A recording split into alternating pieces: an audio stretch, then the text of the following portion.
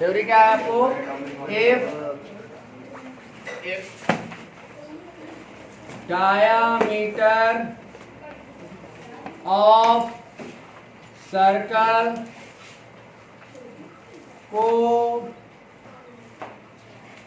coordinates are respectively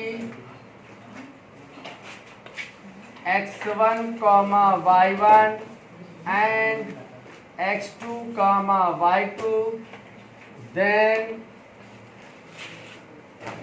equation of circle is x minus x1 x minus x2 plus y minus y1 y minus y2 is equal to 0।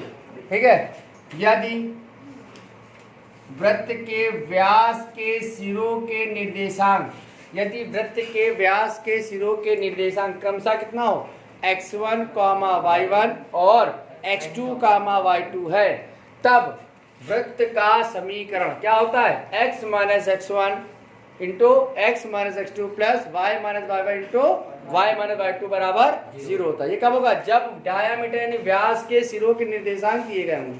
ठीक है, अब इसकी proving है। तो ये हमारा थ्योरम हो गया, स्टेटमेंट हो गया, जिसकी हम प्रूविंग करा दे रहे हैं कैसे ये आता है।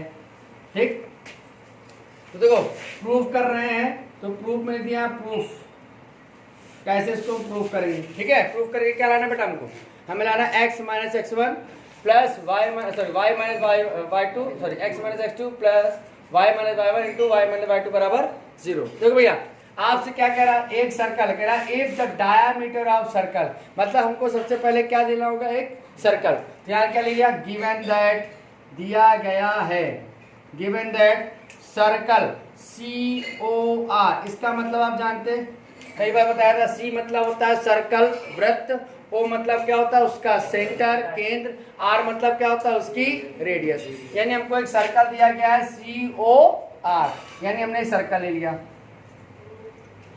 ये हो गया सर्कल। अब बताओ सर्कल में क्या कह रहा है, if diameter of circle coordinate R, मतलब एक सर्कल है तो सर्कल में क्या होना चाहिए, डायामीटर। डायामीटर मतलब व्यास। अब सर्कल का जो व्यास है, व्यास क्या होता है, डायामीटर क्या होता है, आपको मालूम है कि डायामीटर और व्यास क्या होता है, कि ऐसी लाइन या ऐसी कॉर्ड या ऐसी जीवा जो वृत्त के केंद्र से होकर जाती है, सेंटर से होकर जाती है, उसको हम लोग क्या बोलते हैं, डायामीटर। तो भैया इसका सेंटर आपने क्या माना है, O है ना, सेंटर O। तो डायामीटर क्या होती है, ऐसी जीवा जो वृत्त के कहां से होकर जाए, केंद्र से होकर जाती है। जीवा आ गई, ये कॉर्ड आ गई, यही कॉर्ड क्या कहलाती है, डायमीटर। अब इस कॉर्ड के दो पॉइंट हुए ना, एक ए हुआ और एक बी हुआ, तो ए और बी पॉइंट के कोऑर्डिनेट हमको क्या दिए गए, x1, y1 लिखेंगे। डायमीटर यानी व्यास, डायमीटर ए बी, ठीक है, एंड ए वैल्यू क्या दे रहा है, x1, y1 और b की वैल्यू क्या है, x2, y2, ये हमको दिया गया है। ठीक है ना, तो भैया इसकी वैल्यू रख रहा, क्या आ गया, x1, y1, दूसरी वैल्यू क्या आती है, x2, y2। अच्छा, अब आप जानते हैं डायमीटर करता क्या है सर्कल, डायमीटर क्या करता है, व्यास सर्कल को क्या करता है, डायमीटर सर्कल को दो पार्टों में डिवाइड करता है। तो आप जानते हैं कि जब व्यास होता है वृत्त को दो भागों में बांटता है, और जब व्यास वृत्त को दो भागों में बांटता है तो प्रत्येक पार्ट क्या कहलाता है, सेमी सर्कल। प्रत्येक भाग क्या कहलाता है, सेमी सर्कल, मतलब अर्धवृत्त। तो ये अर्धवृत्त बना सेमी सर्कल, ये भी क्या बना, अर्धवृत्त बना, है ना। तो आपने देखा कि जो डायमीटर होता है सेमी सर्कल को यानी सर्कल को दो पार्ट में डिवाइड करता है, और प्रत्येक पार्ट क्या कहलाता है, सेमी सर्कल, अर्धवृत्त कहलाता है। अच्छा, अब आपने एक थ्योरम पढ़ी थी, क्या पढ़ा था, a semi circle is right angle होता है। सेमी सर्कल क्या होता है, राइट एंगल, मतलब समकोण, अर्धवृत्त पर बना कोण क्या होता है, समकोण। थ्योरम पढ़ी हाई स्कूल में, a semi circle is makes always right angle, है ना। अर्धवृत्त पर बना कोण समकोण होता है। तो भैया अर्धवृत्त पर बना कोण अगर समकोण होता है, राइट एंगल पर बना कोण अगर 90 अंश होता है, जो कि हम लोग हाई स्कूल में थ्योरम पढ़ी थी, तो भैया ये बनाने के लिए हमको यहाँ पर एक पॉइंट लेना पड़ेगा ना। ये पॉइंट लेंगे तो ये पॉइंट हमने ले लिया P। अब ये P पॉइंट क्या कहलाएगा, लोकस कराएगा नहीं कराएगा, लोकस मतलब बिंदुपथ कराएगा जिसकी वजह से वृत्त बना होगा। अब देखो मैंने इसको ज्वाइन कर दिया, ये ज्वाइन किया, ये ज्वाइन किया, कर दिया ज्वाइन, समझ में आ रहा है। ये आपका कौन सा पार्ट कहलाया, सेमी सर्कल। सेमी सर्कल में पी क्या है, लोकस पॉइंट है। पी पॉइंट को किससे ज्वाइन किया, ए से। पी को किसको ज्वाइन किया, बी से। यहाँ लिख दिया कंस्ट्रक्शन।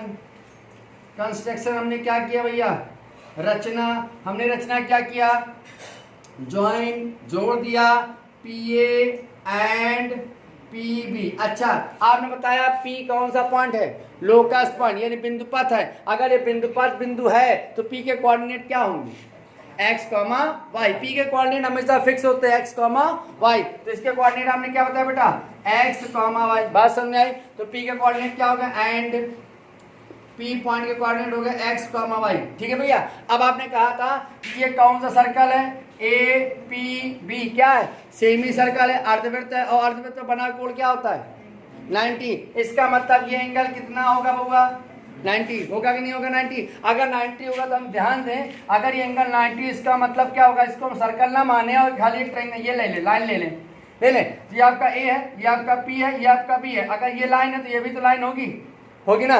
और ये लाइन इस लाइन पर क्या है, परपेंडिकुलर। ये लाइन इस लाइन पर क्या है, परपेंडिकुलर। मतलब एपी लाइन पीबी पर क्या है, परपेंडिकुलर। ये तो मतलब हुआ ना, अगर हम सर्कल को ध्यान न दें तो, है ना। तो आपने कहा, जो आपने क्या देखा, आपने देखा कि एपी परपेंडिकुलर बीपी या पीपी, है ना।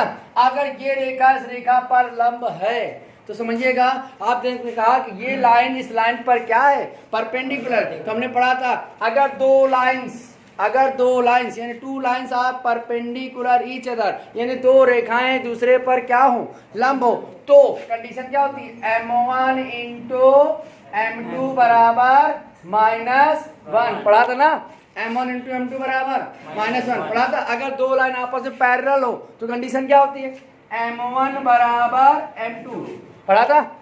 यही दो रेखाएं दूसरा पर लंब होती है तो कंडीशन क्या होती है, m1 इंटू m2 बराबर -1। अगर दो रेखाएं दूसरे पर क्या हो, समांतर हो तो कंडीशन क्या होती है, m1 बराबर m2। अब m1 और m2 है क्या, स्लोप। यानी m1 हो गया पहले वाले का स्लोप और m2 हो गया दूसरे वाले स्लोप। यानी m1 हो गया पहले वाली रेखा की प्रवणता और m2 हो गई दूसरे वाली रेखा प्रवणता। तो यहाँ ले लिया, तो आ गया 100। अब क्या किया हमने, यहाँ पर हमने मान लिया कि लाइन, कौन सी लाइन लेना, एपी स्लोप इज क्या मान लिया, m1। रेखा एपी की प्रवणता क्या मान ली, m1। And line BP slope is क्या मान लिया, m2। अब हमने पढ़ा था, हम जानते हैं, लेकिन ना वी नो दैट, हम जानते हैं, वी नो दैट क्या जानते हैं कि स्लोप m बराबर, फॉर्मूला क्या होता है बेटा, y2 minus y1 upon x2 minus x1। नहीं होता है ना फॉर्मूला, होगा। हम लोग पहले किसका स्लोप निकालेंगे, एपी का। अब एपी का स्लोप निकालने के लिए हमको 2 पॉइंट चाहिए ना, ए के पॉइंट आपको पता है और पी का भी आपको पता है। निकालेंगे ना स्लोप, तो निकालेंगे, लिखेंगे सो स्लोप ऑफ एपी यानी m1 बराबर, देखो ये हो गया x1 y1, तो उसको मान लेते हैं x2 और y2। ये हो गया x2 और y2, लगा देंगे condition.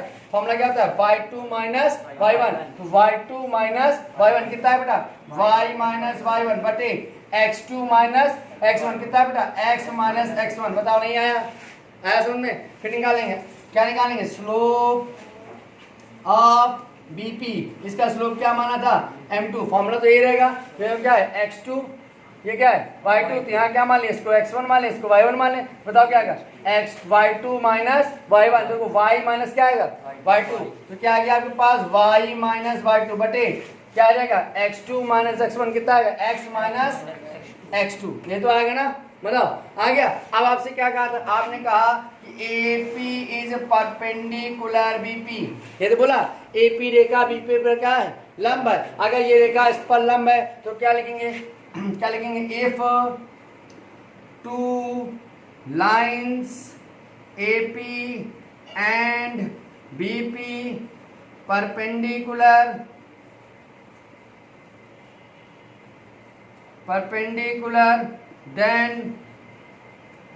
then m1 into m2 बराबर -1। हम जानते हैं यदि रेखा AP और BP एक दूसरे पर लंब हो तब m1 पहले वाली रेखा की प्रवणता इंटू m2 दूसरे वाली रेखा की प्रवणता बराबर क्या होता है -1। m1 का मान कितना निकाला, m1 का मान कितना निकाला बताओ, y माइनस y1 बटे x minus x1 into m2 का मान कितना निकाला, y माइनस y2 बटे x माइनस x2 बराबर -1। बबुआ ऊपर का मल्टीप्लाई हो रहा है, देखो ऐसे लिख सकते हैं ना, y minus y1 into y minus y2, नीचे वाले को क्या लिख सकते हैं x minus x1 into x minus x2, नहीं लिख सकते। बताओ ये ऊपर वाला इधर आएगा, आएगा, बताओ क्या बन जाएगा, देखो उसको हटा दे रहा हूँ, आया बताओ क्या बन गया, यहाँ बन गया y माइनस y1, यहाँ इंटू में y माइनस y2 बराबर माइनस x माइनस x1 फिर x माइनस x2। भैया ये इधर आएगा, किस में आएगा प्लस में, तो x minus x1 plus into x minus x2, ये प्लस में ना, तो प्लस क्या आ गया y माइनस y1, यहाँ क्या है y माइनस y2 बराबर 0। ये आ गया वृत्त का समीकरण। कब लगेगा ये समीकरण, जब हमको व्यास के निर्देशांक डायमीटर के कोऑर्डिनेट गिवन होंगे। बात समझ आई, समझ आई नहीं है, नोट कर लो बड़ा।